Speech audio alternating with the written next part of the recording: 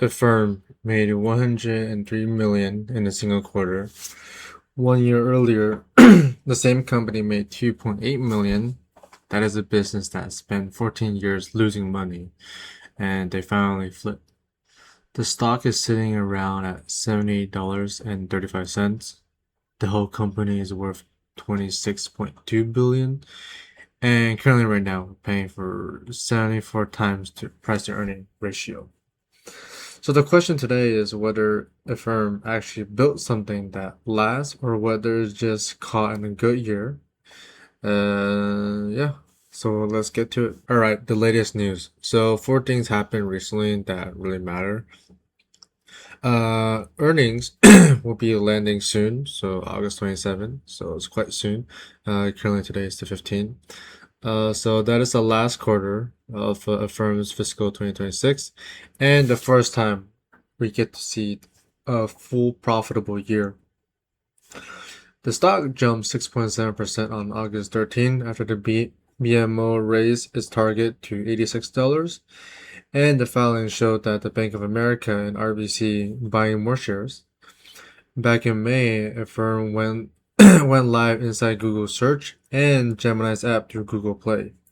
And in June, Canada's biggest pension fund committed another 1.7 billion to buying Affirm's loans. All right, executive summary. So Affirm lends people money at checkout or on the online web checkout, and it gets paid twice. Once by the store and once by the shopper.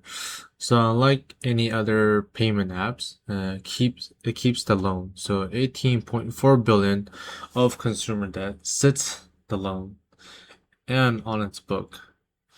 Last quarter, it earned 103 million against 2.8 million a year ago. Volume grew 35%, revenue grew 33%, and the number of stores using it grew to 44%. Nothing there is slowing down. The tension is the price. So at 74 times price earning ratio, the market is assuming the credit stays clean and the growth stays fast. All right, so for the business model, so how does it actually make money? So two ways, like I said before. The store pays for a fee and they make a big one when the offer is 0%, because the shopper, the consumer who can split the payment, they tend to buy more. So that's quite like an American mentality. Then the longer loans carry interest that the shopper pays, and that is 71% of the volume based on the current information that they provide. The newest piece is the Affirm card, so which turns to a whole thing into a card that you can use anywhere. That did 2.13 billion in one quarter. They're up 146%. With that, they have 4.4 million of people actually using it and carrying it.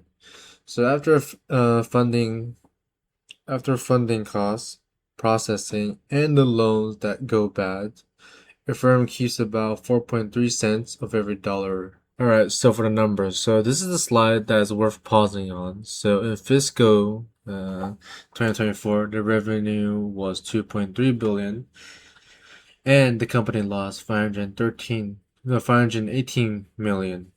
In fiscal 2025, revenue was 2.2 billion and it made 52 million.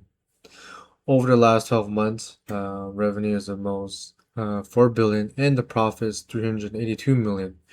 Revenue nearly doubled in 2 years while the cost barely moved. And that gap is the entire story.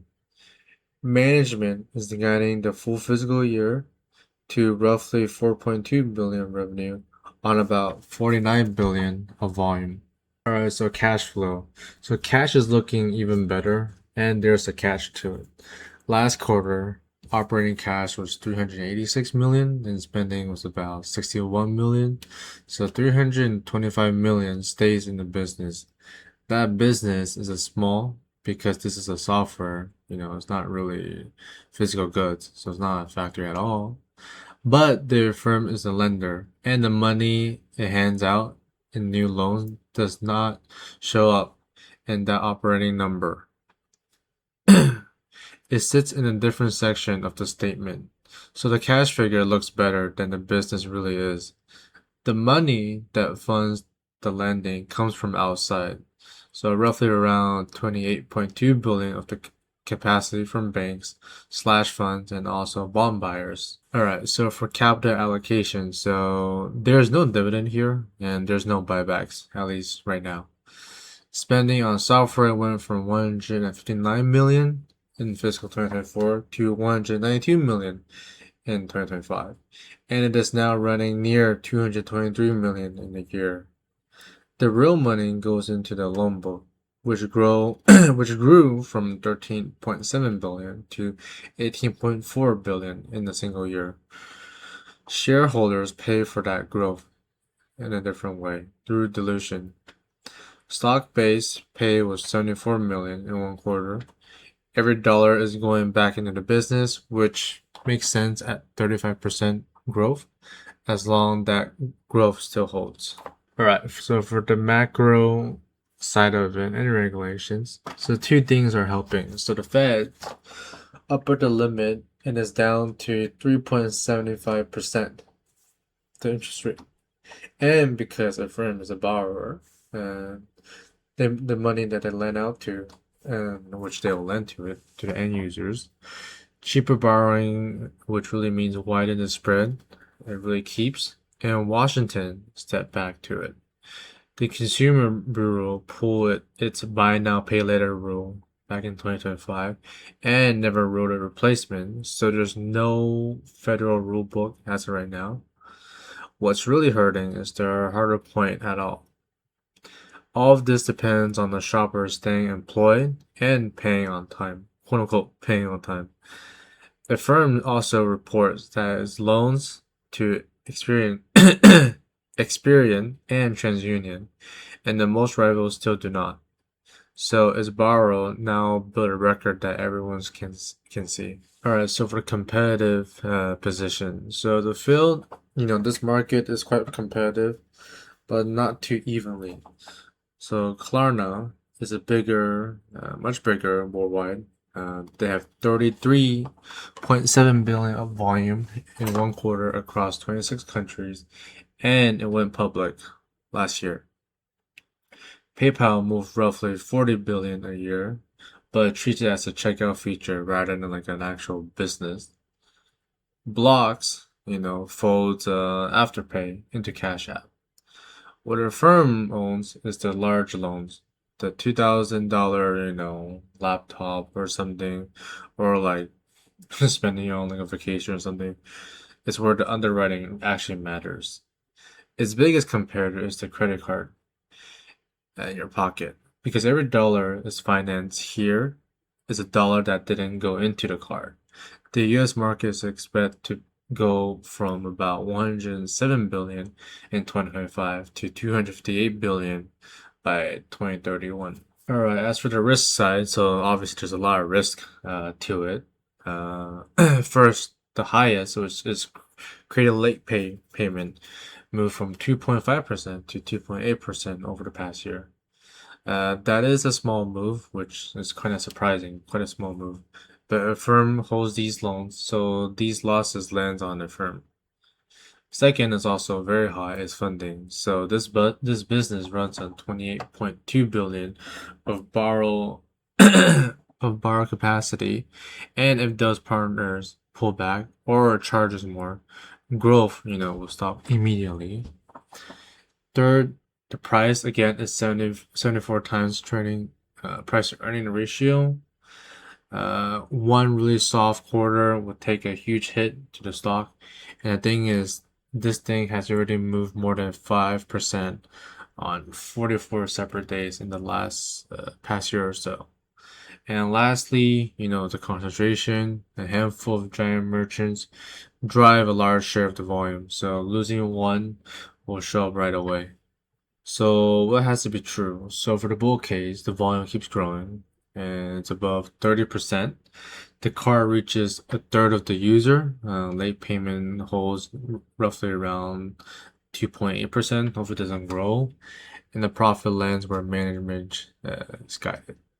In the world, 74 times price to earning ratio looks cheap in hindsight.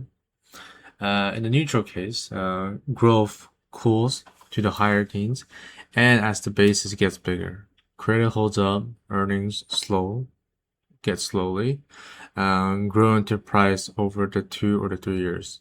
The stock drifts along profits instead of racing ahead. And lastly, for the bear case, is that the sharper cracks, late payments start pushing past the 3.5%, which, in my opinion, I think that would really happen because that business is just something. And anyways, continuing past 2.5%, funding partners just want a better deal. And the profit that took 14 years to arrange, it's going to be gone in 2 quarters. So at 74 price to earning ratio, that fall is a long way down. Lastly, for the outro is that Affirm, they finally make money. The next 12 months are about to see whether it keeps making money. And in August 27 is the first real check on that. All right, that's pretty much it what I Affirm. All right, thanks. Lastly, for the outro is that Affirm, they finally make money. The next 12 months are about to see whether it keeps making money. And in August 27 is the first real check on that. All right, that's pretty much it what I Affirm. All right, thanks. Bye.